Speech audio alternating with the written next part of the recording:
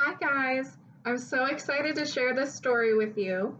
Um, if you know the Cinderella story, this book is going to sound kind of familiar to you. This book is called Glass Slipper Gold Sandal. Has this part because I bought it from a library and they had to black out the code. But Glass Slipper Gold Sandal, a worldwide Cinderella. Worldwide Cinderella. We'll talk about what that word might mean, worldwide. But the author is Paul Fleischman, and the illustrator, the person who did the pictures, is Julie Paschkes. So, worldwide Cinderella. Let's open this up and see what that could mean. I see a map on the inside of our book, and it has places pointed out on the map.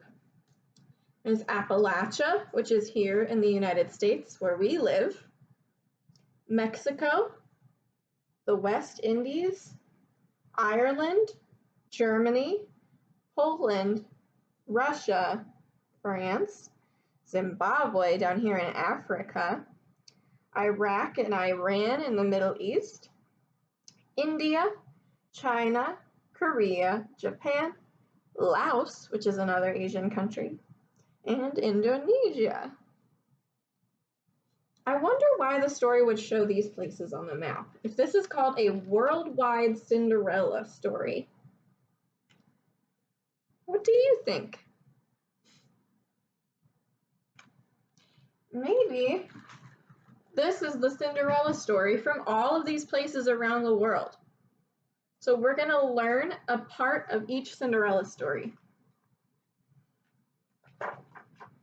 Glass Slipper, Gold Sandal, a worldwide Cinderella. Let's read this author's note really quick. This will help us understand the story. This says, a chameleon changes color to match its surroundings. Stories do the same. The earliest recorded Cinderella tale is thought to date from 9th century in China. Traveling across the globe, it changed its clothes, but not the story. Rivalry, injustice, and the dream of wrongs being righted are universal, no matter our garments. When the story reached France, it acquired the glass slippers and coachman mice familiar to Western readers, just like the Disney Cinderella. More than 1,000 other versions are known. I pictured a book that would let us listen in on the tale tellers we don't often hear, who've breathed this story to life around fires of peat and pinyon pine, swinging in hammocks and snuggling under deerskins. So let's figure it out. Let's start. This is our first page. It says, once upon a time, there lived a wealthy merchant whose wife had died. They had one daughter, gentle-eyed and good-hearted. Down the road lived a widow with 2 daughters. Before I go on, let's figure out what country this is. Oh, it says right here, Mexico. So this is part of the story from Mexico. Down the road lived a widow with 2 daughters. The woman gave the girl treats when she passed. Pan dulce to eat, sugar cane to chew. The girl knew that her father was lonely. You should marry the widow, she told him. She's nice to me. The father had his doubts, but the girl kept asking, and how long can a father say no to his daughter? And so he and the widow were married. This next page is from Korea. But no sooner had the stepmother moved in than she began to order the girl about. All day long she set her to weeding the rice fields and cooking and carrying. The woman gave the girl's room to her own lazy daughters. At night, the girl had nowhere else to sleep but curled up for warmth among the ashes of the fireplace. Her stepmother allowed her only a few scraps of food. Her stomach howled. So this part is from Iraq. Then the girl recalled how she'd begged her father to marry. "I picked up the scorpion with my own hand," she told herself. She feels guilty. She feels like it's her fault. She vowed not to complain to her father because it would upset him. So we have stories from all across the world. We have one from Russia. This part's from Iran, India, and Ireland. Let's start with the Russia one. But when the girl was out tending the cattle, or cows, the animals heard her crying for hunger. "Don't weep," said one of the cows, and the animal poured honey for her from its horn. And a fairy gave her figs and apricots. And Godfather Snake gave her rice. See all these different parts of the story. In Russia, it was a cow. In Iran, it was a fairy. And in India, they have a Godfather Snake. Let's see Ireland. Once she was eating well and proper, the girl bloomed into a right rare beauty. The stepmother couldn't fathom it, and meanwhile her own sour-faced daughters would curdle the milk as they looked at it twice. This is from Zimbabwe. You can see how the clothes look very different, and their skin looks very different than the Ireland girls. But it's the same story, same characters. One day it was announced far and wide that the great king was in search of a queen. All the unmarried women dressed in their finest robes and set off for the palace. To make sure the girl wouldn't go, the stepmother threw an apronful of lentils or beans into the ashes and ordered her to pick them all out. "And scour all the kitchen pots, too," she hollered. As soon as the stepmother left with her daughters, the girl burst into tears. Outside, the birds heard her. They flew in and pecked the lentils from the ashes. The girl was free to go, but she had nothing to wear except rags. Then she looked in her mother's sewing basket. She reached into the hole of the birch tree. This is again where it's the different stories from around the world. Then a crocodile swam up to the surface, and in its mouth was a sarong made of gold, a cloak sewn of kingfisher feathers, or a kimono red as sunset. You might know Cinderella as wearing a big blue ball gown or a dress. This is what she wears in different stories, in different tales around the world. See, not everybody around the world wears a big blue dress.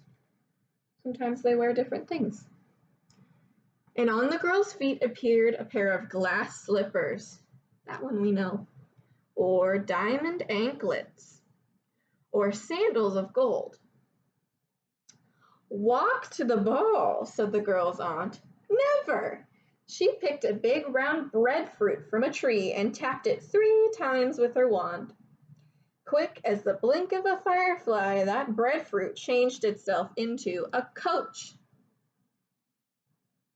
Maybe you've seen a pumpkin turn into a car or carriage. In this version, in the West Indies, it's a breadfruit, which is like a big melon. This is from Poland. When she made her entrance, so great was her beauty that the musicians stopped playing. No one, not even her stepmother, knew who the beautiful stranger was.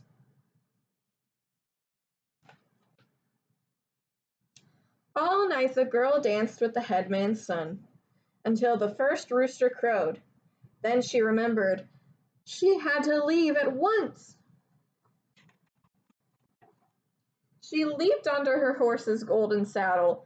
"Who are you?" called the prince. The girl had no time for words and charged down the lane. The prince sprinted beside her, got a hand on her shoe, and the dainty thing pulled off in his fingers as she galloped away. So he has the shoe, but he doesn't know who she is. This part's back in China.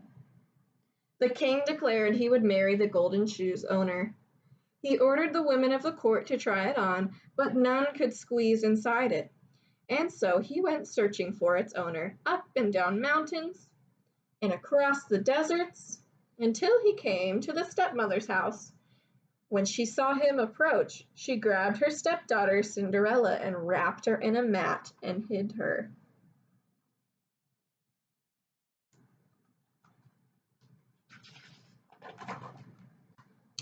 "I'm certain the shoe will fit one of my favored girls," said the woman. Grunting and sweating, her older daughter tried to wrestle the shoe on, but couldn't, and neither could the younger stepsister.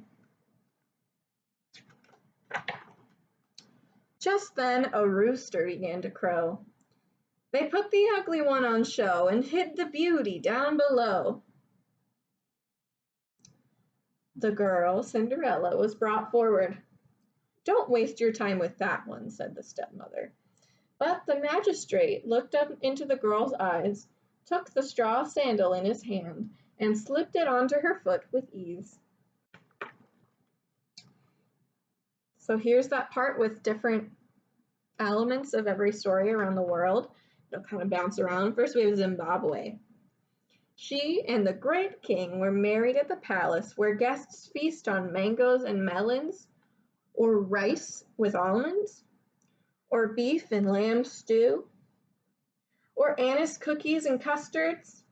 Such a wedding it was, and such an adoring couple, and such a wondrous turn of events, that people today are still telling the story. The end.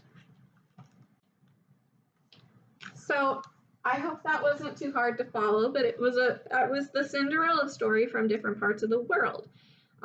Yesterday I challenged you to think of some things that are the same or different, but today I want to talk about what your favorite fairy tale is. Maybe it's Cinderella or Peter Pan or Sleeping Beauty. What's your favorite fairy tale? All right, I'll see you again tomorrow.